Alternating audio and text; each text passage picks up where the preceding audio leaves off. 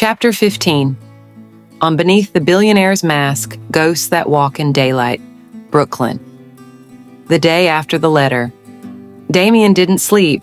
He sat in the study with the fireplace dying behind him, staring at the words Amara had written years ago. "Did you really think I'd let you win?" He hadn't thought of her in a long time, not because he forgot, but because he'd forced himself to believe she was gone. Now, the silence of her absence was shattered, and her presence was everywhere again. Emails, photos, shadows behind Eliana's questions. She was back, and she hadn't come quietly. Eliana, watching carefully. Eliana noticed the shift in Damian before he said a word. He was quieter, more inward, less tactile. His touch, once instinctive, now came with a pause, like he was holding part of himself back. And Eliana, for all her fears, didn't press. Not yet.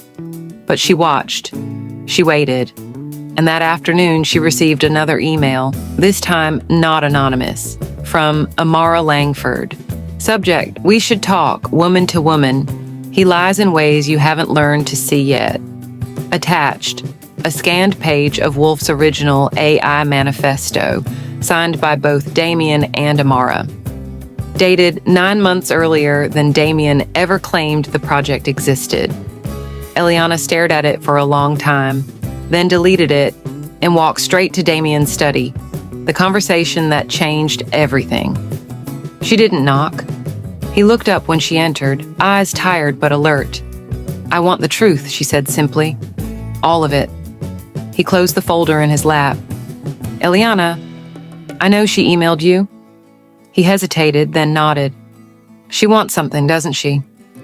Damian sighed. "Not wants. Claims. She says the foundation code of Wolf OS was hers." Eliana blinked. "Is it true?" His silence spoke louder than a confession. She stepped back, pain flickering in her chest. "You told me you wrote that code after your mother died." "I did. But the architecture came earlier. Some of it came from her. From us." "And you buried that?" Eliana asked. "You let the world believe it was all you?" "She left," Damian said, his voice sharp now. "She walked away from the ethics, from the human cost. She wanted to monetize memory itself." "You think Fractal 2 was dangerous?" "She designed a prototype that learned to forget people who didn't benefit the system." Eliana swallowed hard. "So why is she back now?" "I don't know," he said. "But I intend to find out." An unexpected invitation. The next morning, a private courier arrived at the brownstone, an envelope, hand-delivered, no return address. Damian opened it. Inside, 2 sleek black cards and a handwritten note. "There's a tech summit in Zurich in 3 days. You'll be speaking. I'll be listening." No signature, but the handwriting was unmistakable. Amara's. Damian showed it to Eliana without hesitation. "I'm going," he said. She looked at him. "Alone?" He hesitated. "I need to." Her jaw tightened. "Because you're afraid of what she'll say in front of me?" "No," he said gently. "Because I'm afraid she'll use you to get to me." Eliana nodded slowly, then quietly asked, "Are you afraid she still knows you in ways I don't?" That one made him flinch, and she already had her answer. Eliana's resolve. That night, when Damian went upstairs, Eliana reopened Amara's email. She reread the line, "He lies in ways you haven't learned to see yet." Her fingers hovered over the keyboard. Then she typed, "Tell me what you want from him, and why now?" Eliana, and hit send. She didn't tell Damian, because trust could bend, but it could also break. And this was the hairline crack forming under everything they thought was already safe. Zurich, the summit.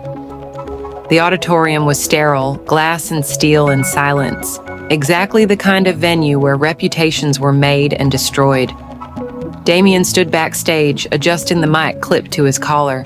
He was slated to deliver a talk on the human responsibility of conscious code. Ironic, given that the person who once helped him invent it was somewhere in the crowd, waiting. Hart had offered to come. Damian declined. Eliana hadn't said much the night he left, Just, don't come back with more ghosts. He hadn't known how to answer that. Back in Brooklyn, Eliana waits. Eliana hadn't heard back from Amara.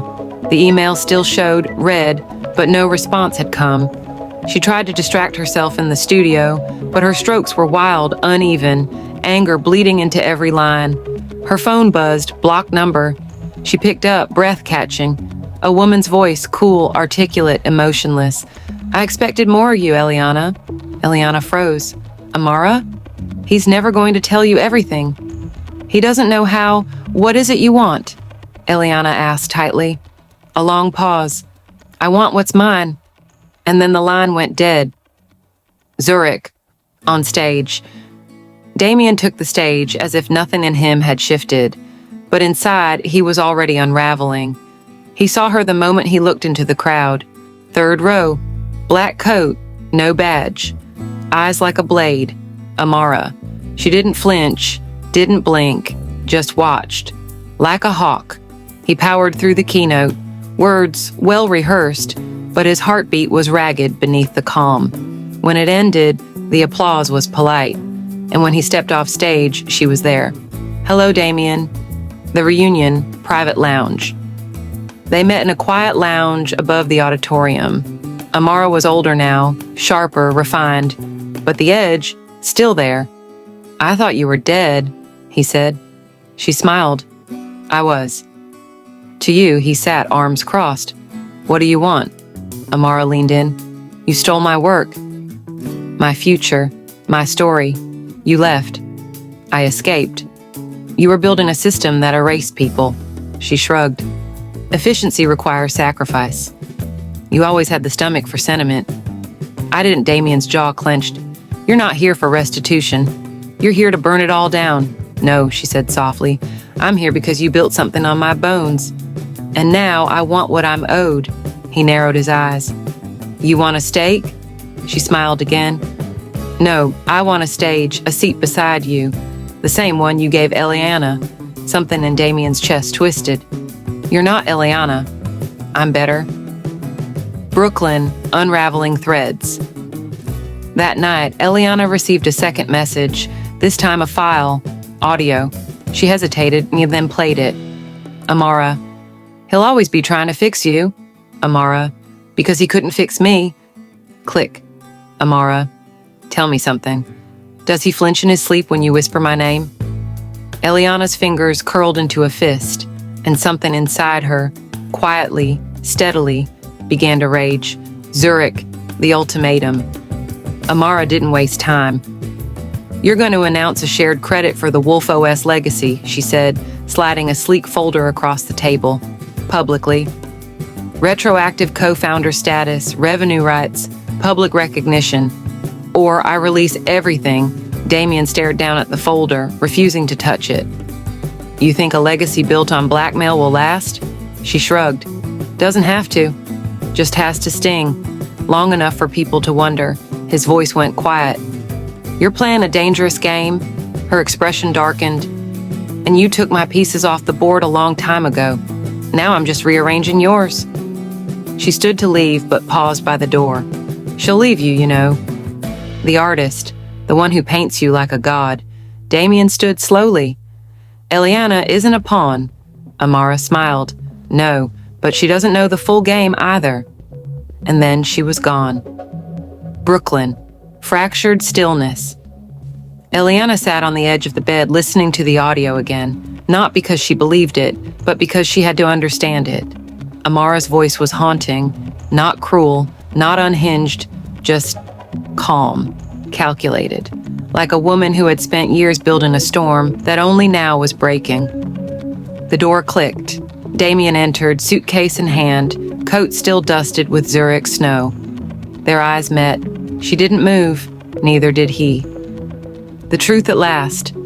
I need you to tell me, Eliana said quietly, what she asked for.